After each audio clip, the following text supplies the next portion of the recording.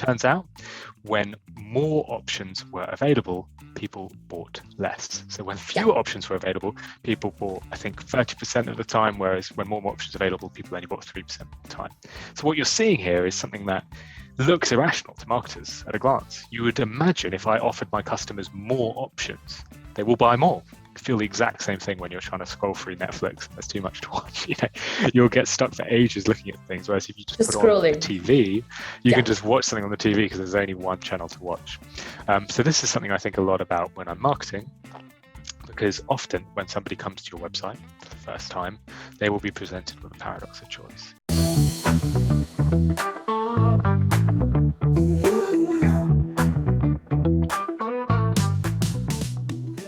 So on today's episode of Spill the Marketing Beans, I am so excited to talk to Phill Agnew, host of Nudge the podcast. If you are someone who is interested in learning how you can bake in principles of consumer psychology into your marketing, that's one to check out. I'm so glad to have you here. I did want to ask Phill, I know that when you started off at Brandwatch, if I've got my facts right, you started as a community manager and then you made the switch to PMM. I love origin stories. So how did you make that switch? Like a lot of people always want to know how you make the transition. Yeah, it was a bit fluky, to be honest. So like most junior marketers, ended up it was a junior community management role. So, really like just starting up at the most basic level of marketing in terms of I would do anything that somebody told me to do, whether that was write a tweet, I'd write the tweet, get the coffee, I'd get the coffee, make the tea, I'd make the tea, that sort of level. But the fortunate thing I had at Brandwatch was that we were a social media listening company. So we had a product that would allow us to understand what people were saying online, and we could create content out of that and then use that in our marketing. And so I loved this product. I would use it all the time. I remember one of the first things I did, I'm a big football fan.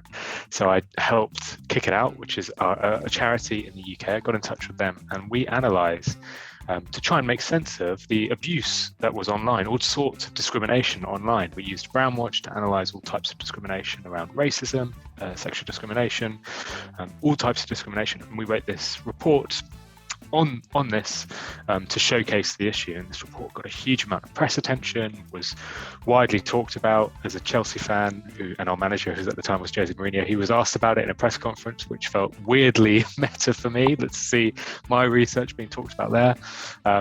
But the long story short is I fell in love with the product that I was using in my role, and I thought, well, I'm enjoying this product, using this product so much.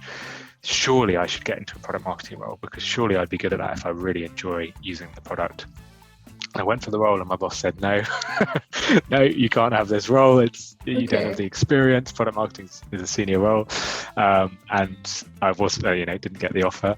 And then I just wore him down over time by constantly trying to get into it. So I had that sort of fluky way in, and it was really based upon a love of product, a love of the tech, a love of using the product in unique ways, which was an interesting way in. And I'm quite glad that was my way in, because I think a skill that I always expect and just want to see product marketers have, and marketers have in general, is a genuine love and enjoyment of using the product that you're creating and marketing. You almost want to see yourself as a user, as a customer, because that really helps you have empathy for the people you're marketing to.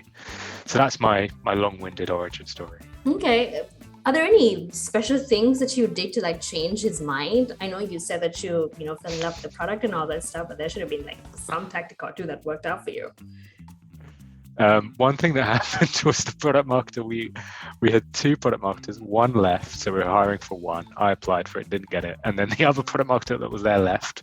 Okay. So that's not a tweak or a nudge I can give your listeners. But I think what I was doing is I was constantly trying to take tasks from the product marketer. I'd be constantly asking them, what are you working on? How can I help you? Is there anything I can help with? And what I realized is that there were some tasks that are specifically related to product marketing. Things like understanding the market was a really big one, understanding the competitive landscape. So I just forced myself to become really familiar with all the competitors in our landscape. I'd write detailed documents explaining how we're different, better, and worse. And I became the de facto source of knowledge around competitors in the company. And when I was going for that role, that really gave me a sort of leg up, because I was showcasing that I could do some of the tasks required in that role before I'd even had that role myself. And that's something anyone can do. Anyone can go and learn about competitors. You don't have to have specific knowledge or access to something. You can just have a website and go and learn about your competitors or call them up or whatever it is. So that is one thing I definitely encourage folks to do.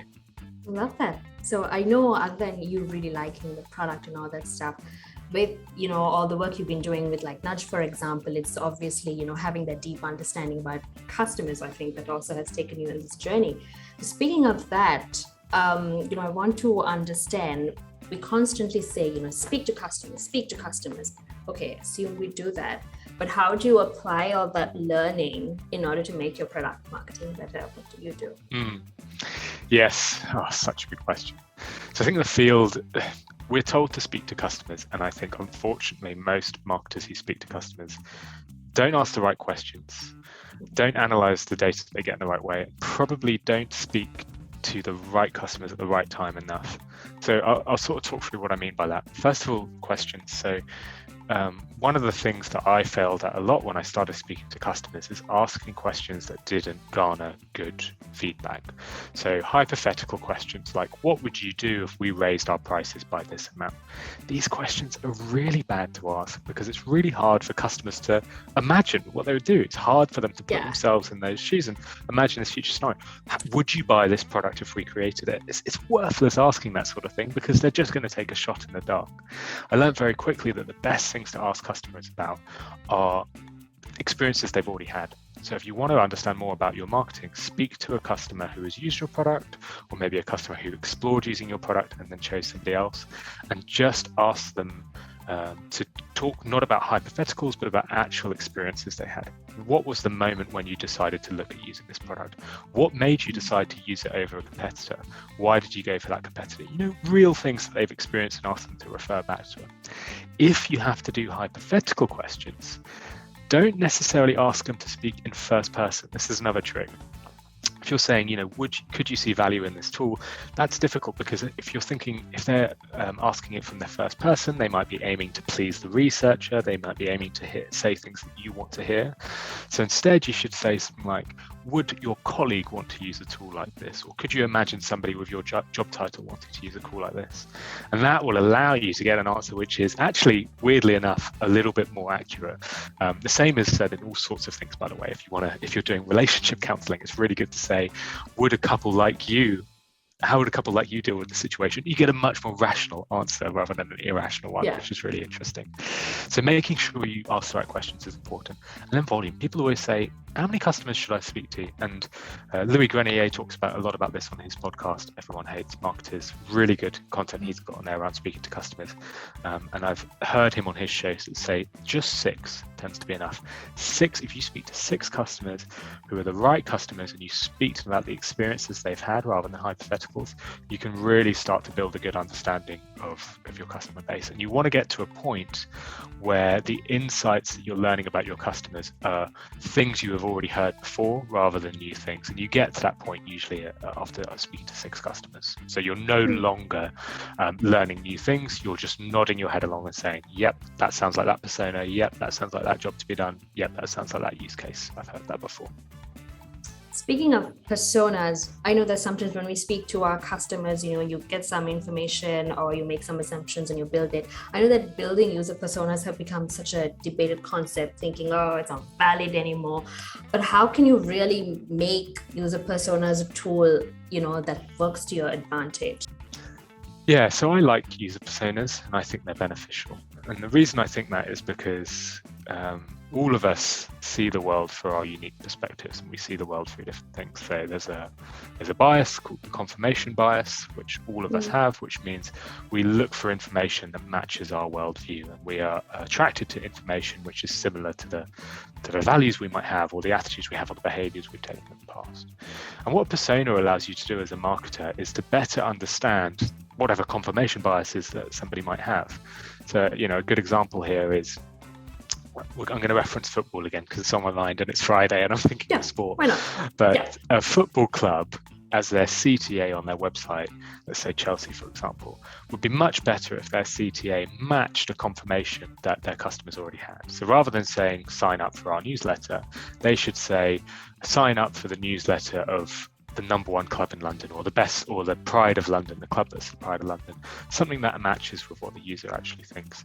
This is the case on CTAs, but it's the case with all of your marketing campaigns as well. Campaigns that use the language that your customers use, that reference the jobs to be done that they want to do, that reference how they view the product that you're selling. All of that stuff will make it more impactful and better quality in terms of marketing. So I really like user personas. I think they can be really useful. Obviously, the critique, I think, comes from the fact that user personas can end up being so far away from crisp, concise insight into an individual to being just long, lengthy documents that don't allow you to put yourself in their shoes. So they need to be, sort of short, snappy things. I've always found if I'm doing a user persona document, I want to be including 6, 7, 8 short 30-second snippets from interviews I've done with that user, and include them in there to give the context to the person who's reading it, to really hear them talk through their job to be done, or their problem that they're trying to solve. And that really helps marketers sort of better understand the user they're marketing to. Okay, got it. Yeah, that's a valid point. I know that even in your podcast, a lot of the talks that you give, there's a lot of interesting consumer psychology principles that you talk about, to like drive engagement and even adoption, things like that. So I thought maybe we could talk a little bit about 2 to 3 tactics that that you kind of use in B2B marketing in order to drive product adoption. What sort of principles do you usually refer to? Yes. So as you mentioned in my podcast, we look at behavioural science. Behavioural science is all about why people make the decisions they make. Yeah. And with behavioural science, this is built on the science of psychology, and there are hundreds of psychological principles which dictate the decisions we make. So as a marketer, it can be overwhelming actually, and it can be useful to have a framework to work through. But as a product marketer specifically, if I'm trying to get people to use a product, there are sort of a certain number of things that I'll think about. I think in SaaS, I often think about the paradox of choice. So the paradox of choice is this idea that the more choice we have, the less likely we are to take action. And it was discovered by a professor called Ian Inger. She was doing a study on, I think, Ohio supermarkets. And the study, it was really simple. On alternative weekends, she would set up a stall, and the stall would be selling jams, varieties of jams. On one weekend, the stall would sell 30 variety of jams, so strawberry, raspberry, chili, all sorts. And on the other weekend, it would sell just 6 varieties of jams. She would alternate them, make sure that equal amount of people saw both stands, and then compared how much was sold on both of the variants. Turns out, when more options were available, people bought less. So when fewer options were available, people bought, I think, 30% of the time, whereas when more options available, people only bought 3% of the time. So what you're seeing here is something that looks irrational to marketers at a glance. You would imagine if I offered my customers more options, they will buy more. People like chili jams. If I offer them chili jams, surely they'll buy that. That's not the way people work. We feel this paradox of choice. You feel the exact same thing when you're trying to scroll through Netflix and there's too much to watch. You'll get stuck for ages looking at things. Whereas if you just put on the TV, you can just watch something on the TV because there's only one channel to watch. So this is something I think a lot about when I'm marketing, because often when somebody comes to your website for the first time, they will be presented with a paradox of choice. If you've got a menu with 15 different options to click from, you might think that's a good thing, because you might think, I can let the user find the information they want. It's really not. They want short, snappy, they want to get to the point as quickly as possible. Actually, not that they want to get to the point. They want to be directed to the information that's most important. So in all parts of your user journey, you want to be directing them to as little information as possible to make that path as easy as possible, to reduce the number of choices available. Of course, once people start coming into your product, you can use effects like the endowment effect, the gamify effect, where you showcase how far people are in their progress to try and get them to complete actions. So this one comes from a study back in 2006, Nunes, and the study was done with coffee loyalty cards. Really, really interesting.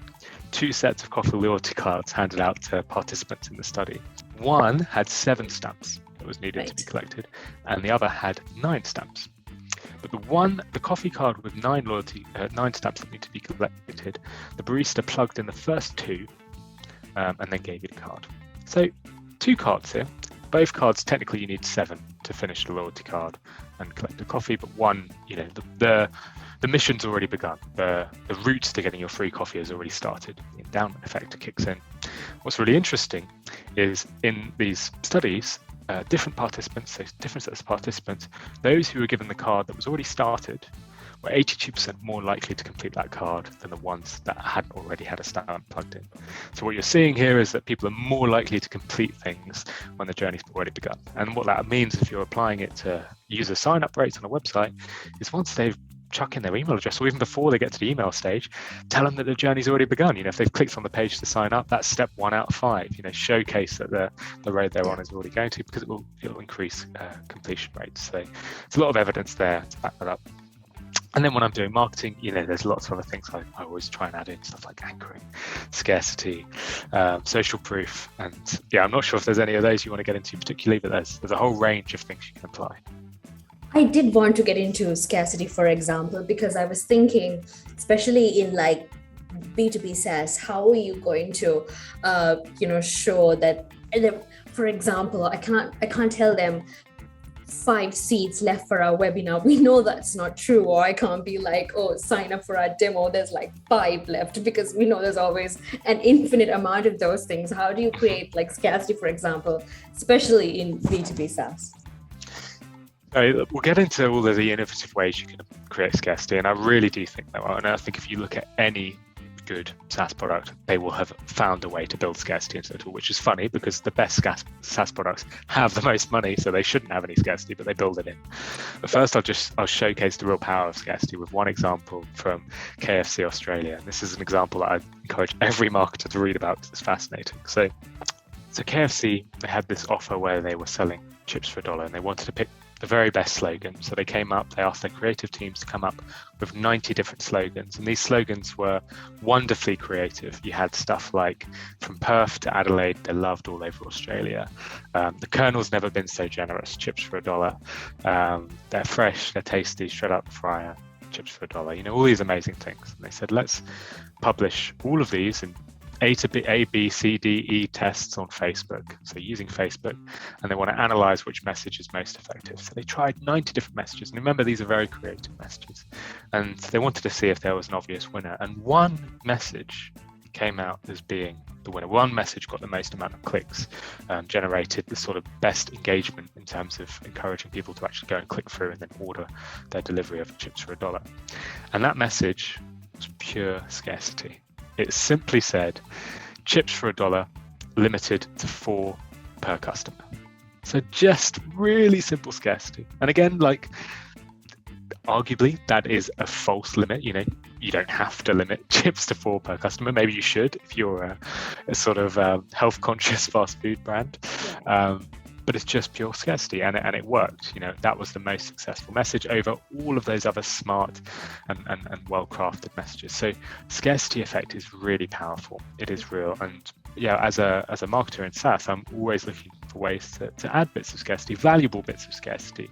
So when I'm working with enterprise sales teams, for example, I'll use copy on the website to highlight how scarce their time is. This is true. It is true that our number one B2B salesperson only has an hour in their day, so you can book in that hour if you act quickly, and you can use messaging campaigns around that. It is true on webinars, by the way, that you should limit the amount of people who can go, because what you can do there is showcase the value of having a smaller group. You don't want to join a webinar with 1,000 people because your question will never be answered.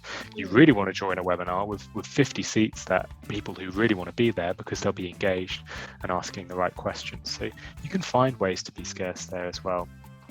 And doing things like limiting the amount of days on a freemium trial is similar too. So saying, you get access for the first 15 days and then taking that away, showcasing it's a scarce resource. There are lots of different tweaks you can do. It's different company to company, but what is the same is that you are always marketing to people. You're always trying to convince people. And what that KFC example shows is that people act when a resource is scarce. You also brought up social proof, and that is actually a principle that I personally like, because sometimes even when you go to a website and it says, 700 other people like also booked a demo, or, people always like to see what someone else is doing, or, that's why you read reviews and stuff, make sure your peers are also using what you're trying to use. I did want to talk to you about distinctiveness, because I know especially when you offer a product that might be very similar to others that might be offered, and you are trying to like stand out, how do you apply the principle of being distinctive to make sure people pick yours? Yeah, so the goal of being distinctive is really about being memorable. You want your customers to think about your product when the problem arises in their head, which you are the solution to. And so being distinct is a really good asset for a brand to have, because you're more likely to be remembered when that problem arises. And there's some simple science behind what makes something distinct. So there's a researcher called Hedwig von Westerhoff, who was around in Germany in the 1930s, and she did a lot of studies on distinctiveness. One of the studies she did was she would give participants in her studies long lists of things to remember, and usually the lists were random things like a combination of different letters: Z, W, T, R, Y, G, O, P, L. These lists of letters that you had to remember. But within the list, she would occasionally include a list of numbers, so 6, 9, 8, for example. They would study that list for as long as possible, and then after about 20 minutes, try and recall as many combinations of letters and numbers, if there were numbers, as possible. Turns out the numbers were 30 times more likely to be remembered, simply because they are distinct. If you do that with numbers and letters, then and numbers are the majority, the letters are more likely to be memorable. And so this is really important for brands to consider, because if you are distinct within your category, you're more likely to be remembered. You don't have to stand out. Numbers aren't more memorable than letters. They're just more distinct within that category. So Richard Shotton did this study in a modern day world, where he showed participants a number of logos from a single category. So car categories. You've got Volvo, Ford, Mazda, Aston Martin, all these different automotive categories. And then he would place one brand from a different category. It was fast food, so he put the Burger King logo or the McDonald's logo. Then asked people to remember which one was most memorable, and he would shuffle it, so he made sure that there was no real outlying brands in there. And it showed that when you are the distinct brand in that category, like the fast food brand within a load of other automotive brands, you are 4 times more likely to be remembered. So this distinctiveness is really powerful, and it's not just about having flashy colors and standing out. It is occasionally just about advertising in the right places and being in places where your competitors aren't. And the reason I mention this in terms of a SaaS point of view is one of the things we are guilty of in SaaS is that we copy our competitors. If you go to a number of different SaaS sites, you will see a lot of things that are similar. You will see usually some sort of cartoon animation standing next to a dashboard which they're promoting. You'll see sign up now for free trial as a CTA. You will see benefits which are some combination of it's cheaper, it's faster, it's easier. It's always that. Save time. And you have this lack of distinctiveness. Now, I'm not saying that people should go out and, start swearing in their copy or start using different colors or something random like that. But I think you should aim to go much, much deeper to try and say something that other people can't. So one of the tools that I love the marketing of is Loom. Loom is a company that allows you to create short video messages and send them to other folks across your company. And they could say something like, we're easier, faster to use, and cheaper than Microsoft Teams. But they don't, because they know that's what everyone else is saying. So they say something very specific to them. They say, never have a meeting again, or the app that kills meetings, or faster than typing or having a call.